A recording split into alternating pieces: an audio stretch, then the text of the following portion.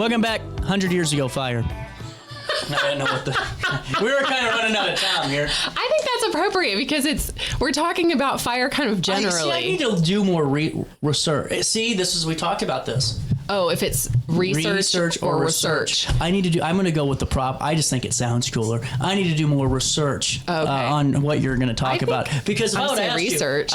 Okay, but I will. Very American of you. If I were to have known that, I would have played like fire. Oh, and now we could have done something with that. I don't know if you've noticed this, but a lot of times I will wear like a not theme. like like it's a theme. Right. It's cool. So we can do you that match. with We can do that with song. With song too, or interpretive dance. We might have to do a little prep work for that, but interpretive. So what was happening with fire losses 100 years ago? Okay, so I was looking at a report that had come out from the state, and for the fiscal year June 1924 to June 1925, Madison County was the fourth highest in financial loss due to fire. Question. Is that because we were one of the most developed counties? I think so. Okay. Yeah, it wasn't like we just had... No, because I did a little bit more digging, and the fire chief in Alton said we didn't have a significant fire year. Okay. So it wasn't like things were crazy. And I also looked up when the city hall burned down, because I was like, well, that could... Be part of it, put it over the edge. And that happened on April 22nd, 1924. So it was just right before the fiscal year would have started. So that was not included. Wow, what burned? Just stuff. Real, nothing like what I mean is like it wasn't like the county seat burned to the ground. No, you know what? I do know there was a fire at the Alton State Hospital, like what's the mental health center? Oh, I bet that adds to a spookier story. Yeah, that might be a spookier story. Yeah, because I think several people died. Oh. But that was just, because I was like, okay, maybe I'll look around, I'll see what some of the significant fires were. Yeah. But there were so many instances of fire back then that you couldn't really do that. Like there were thousands of results and I didn't have time to go through them all. But I think it was just generally things burned a lot. I was talking to just like complete happenstance that I wrote it for this time period, but we were in Madison, Wisconsin a couple weeks ago, right after I'd written this, and my best friend from grad school's girlfriend is a firefighter for Madison. And so we were talking about the difference between fires in 1925 versus now. And she talked about how in 1925, everything was wood. And so you actually had more time to get out. I think she said, I'm going to misquote her and then I'll be wrong about everything, but they'll let you know. Yeah. Yeah, the Alton Police or the Alton Fire Department and Godfrey Fire Protection District can also tell me if I get it wrong. But it was like you had 15 minutes to get out if your house was on fire in 1925, just the way that things were built. Yeah. Versus now we have so much more combustible stuff that you have about 3 minutes to get out safely. However, there are so many more building like codes and with fire. Yeah, that doesn't happen as much. Right. So fewer people die from fires now than they did in the past. Here's a crazy theory. Yes. Why don't we have the same fire protection features with the old way of building homes? Could you imagine this? Oh, like... Yeah, so like we had the 15 minutes plus the new guidelines to not just hang wires above exposed water or, right under the water line. I don't think that I think it's like a double-edged sword because I think some of the things that are fire preventative... gotcha. ...are also... Gotcha. Not. Okay. That's fair. Yeah, I don't know. I don't know the whole thing. It was just very interesting because they're so... Like, looking at statistics...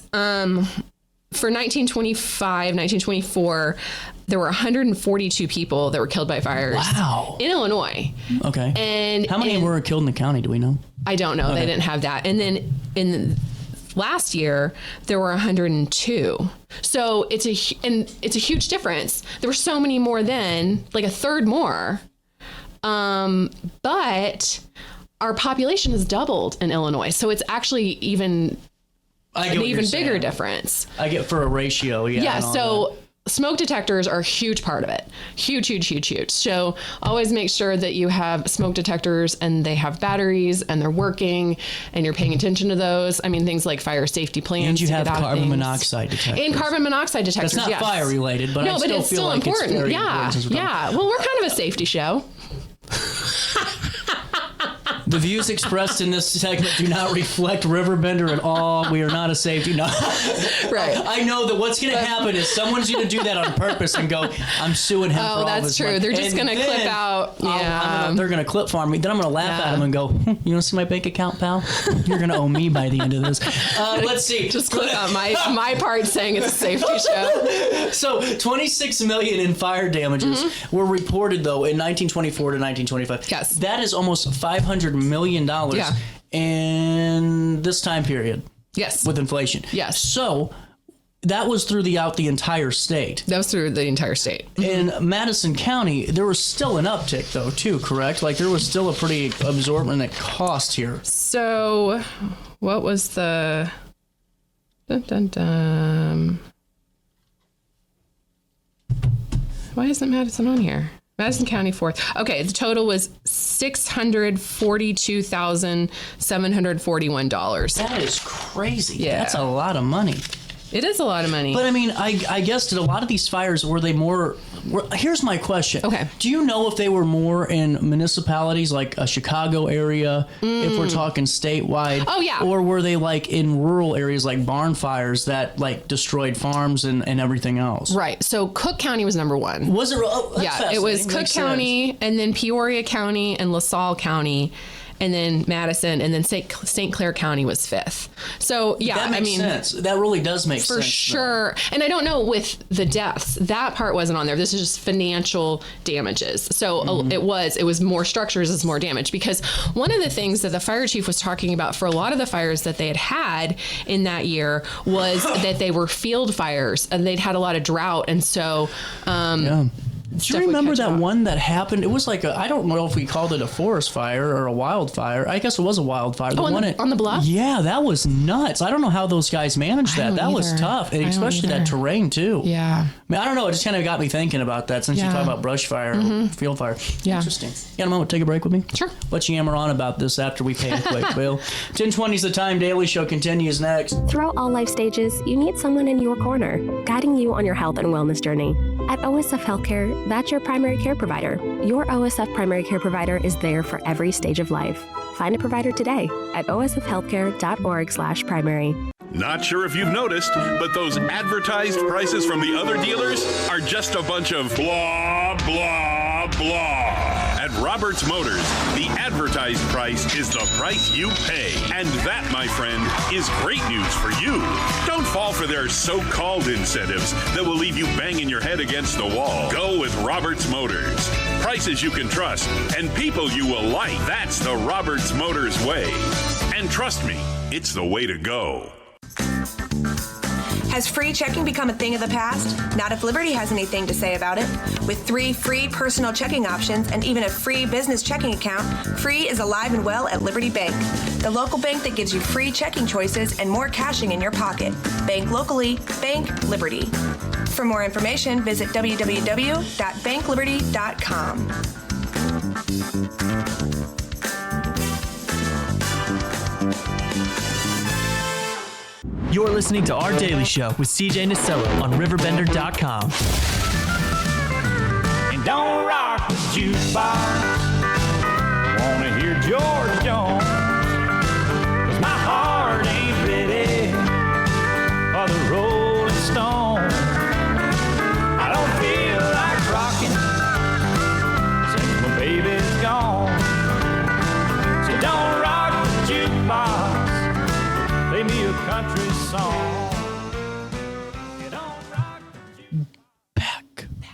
Back. Sorry, just in case someone was hard of hearing. 10:22 back with Lacy. When you're writing about, when did fire safety, like, because I see a flyer, if you will. Oh, yeah. About Fire Prevention Week. Yes. From 1925 Yes. in the Evening Telegraph. And it does give you a blurb about, how much it amounted over 500. Does that say $500 million? Yes. Is that, I guess, nationwide? Yes. Okay, I was about to Yes. say, I'm like, man, someone is really propagandizing that, propagandizing. I mean, at least nationwide. It doesn't actually say nation, so it could be worldwide, but probably nationwide because these are American companies. What would you call it? Is it propagating? What is the verb of propaganda? Oh, propaganda? Propagating? No, propagating would be like planting your crops and... I don't know. I don't know. I just Stay tuned next week. I just feel like this is a little bit of a provocation. I don't know. And not in the fielding way. The farming way. I don't know. Sounded okay. So with that being said, Yes. when did fire safety when did they start changing things? Do you know? Like, Oh, okay. When did you start to notice that the amount of fires started to come to a small kindle? Oh, I love that. Thank you. I think it's all Took been me too long to think about it. I'm getting old.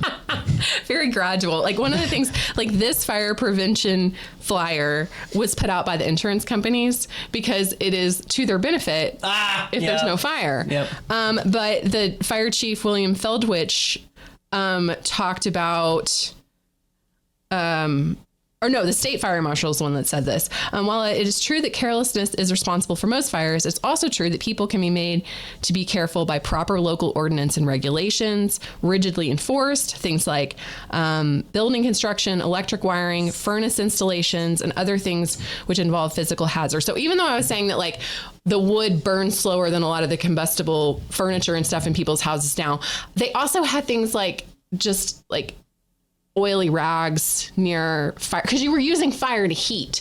So none of the things where it sounds crazy, you're like, why would you keep your oily rag next to your fireplace? It's not like that was this choice they were making. It was just that you had a fireplace and you were, cleaning things. Right. And it's just how things were set up. And so it had precautions around that. It was like, put your oily rags in a tin can with a lid away from the fire. So they were just exposed to open flame a lot more than we are now. And one of the reasons they actually didn't have any fire issues at all during Fire Prevention Week. And this is when the Alton Fire Chief was talking about it. They were very happy about that, but a huge part of it was because it had been very, very rainy. And so the roofs were all wet, and so sparks from the heating stoves were not catching roofs on fire. And then 1 week after, or a little bit after Fire Prevention Week, they did have their first fire since Fire Prevention Week, and it was like a shed and it burned down. Well, to be serious with you though, Yeah. I mean, how many times does a fire, and I'm sure there's firefighters listening or somewhere, and they go, this happens all the time, and because there's a ton of, now people aren't losing their entire homes anymore, thankfully, just departments having good response rates and Well, things. sometimes they are they still are, yeah, but it's, those response rates. But a lot of times it's because of just maybe not the smartest decision, like putting a space heater next to your drapes and letting your drapes hang over your space heater and get warm, or there's just so many, or not cleaning your dryer vent out, and your dryer catches fire, but it's just amazing. I could only imagine how many times someone's watching this and they're going, yeah, that happens every day because of just a simple decision. I mean, it's no different. Like Christmas is coming up, and it's the one time of year, this and Halloween, where we think that the 1,400 candles that don't have the glass enclosure around them is okay to put out, and we light them. And they have the LED lights now. They look just fine. No one can tell, and if they can, who cares? It's your house. But you light those things, like the little red candle that sticks up in the air. And all of a sudden, you don't realize it, and you just put it next to your curtain, and your curtain catches fire or whatever. You just never know, and it's all from something simple. Well, and that's a really good point. Like the space heater next to curtains is our version of the oily rag next to the fireplace. Not cleaning your dryer vent. Yeah. So I think that, and again, like I want to give a huge shout out to all our local firefighters because they do amazing things to keep us safe in a bunch of different ways. But yeah, I think if all of us can look up the kind of, these are the main reasons that fires get started residentially, and try to prevent them. Like not having, not overloading your sockets, not having a space heater that's covered, cleaning your dryer vent, stuff like that. And then also on the other side of that, having working fire alarms, smoke alarms, and having a safety plan. I know that my kids' school, they worked on safety plans at school. So, my kids came home and they were like, what's our family safety plan? Where do we meet if we have to leave the house? And we've talked about exit routes and all that at our house so that if the worst does happen, then the house burns down, but our family is safe. So I think all that stuff is something that we can all work on to at least try to prevent that tragedy. In 2023, there were 167,000 cooking-related fires. Well, I guarantee it's because they put water on a hot, greasy pan. Well, and that's the thing. There are some times where you don't, unless you know. You don't know not to do that. Like when they deep fry their turkey 2 feet from their house, and they're like, man, don't know why that burned to the ground. But at the same time, you should never put water on a grease fire. That's why you need to have a fire extinguisher in your kitchen, or I guess one of those fire blankets. But your brain would not necessarily think that. Your brain would go, okay, there's a fire, water puts out fire, and this is what I do. But so I think that's why you have to think about it in advance, because our brains sometimes make quick decisions that are not actually right, even if they seem like they would be. Yeah, I get it. And other causes are like unintended candles. And another one, people falling asleep with a cigarette in their mouth. Ooh. And then the fire is already on you. Well, it burns their chair, Yeah. And, careless disposal and properly disposing of items like cigarettes and potted plants or mulch, or with batteries and chargers. Oh, gosh. Yeah, didn't think about that. Didn't think about that either. Got any lithium down in your basement? Yikes. So there you go. That's something to talk about. Yeah. And a good tie-in to today's call. But so I did something else. Okay, what'd you do? Because last week I made somewhat of a joke, and I still think it's not that much of a stretch, that firefighting used to be actually with fighting fire physically. You would fight it and sometimes win, sometimes you would lose. Okay? Okay. I am following you so far. They fought fire with their hands. They didn't use water. They went out there and they just punched it to death. They punched out the flame. I am no longer following you. Hear me out. Hear me out. There's no single moment of when people stop fighting fire by hands, by the way. There's no single moment in time. I researched and AI overviewed this son of a gun. In that case. We're doing good, okay? But there was a steady progression of firefighting, okay? It went from bucket brigades to mechanized tools, okay? And there was new forms of technology along the way, but it started at 300 BC, and they had buckets of water, okay? Well, but that's still not specifically with your hand. It still has water. Yes. Okay, go. However, they would still beat it up. Right here. They would take it, they would use their fists and punch it vigorously to make sure CJ was right about his argument last night. Oh, no, they use buckets. You're right. They've always used buckets. Well, I mean, you could use fire suppression material. But I wanted them to actually punch out the flame. How cool would it be to get a photo of some guy in like the 1400s just popping it out, They didn't know what they were doing. Well, I'm sure that they had an idea. I'm sure someone has tried. I mean, these are the same people that said if you sit naked by a window that all the cold would go away, your cold germs.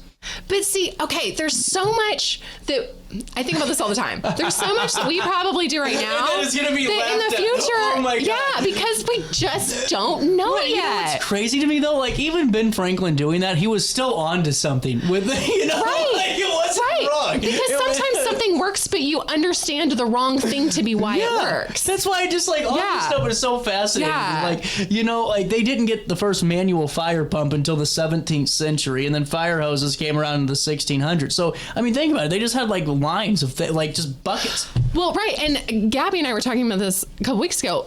They didn't have like an ambulance or fire truck, well, especially ambulance, the same way we think of now. So like when I talked about ambulances earlier this year, and the ambulance with the heat stroke, ambulance taking the person, or they tried to call an ambulance to take a person to the hospital. In that day and time, the ambulance was just a transport.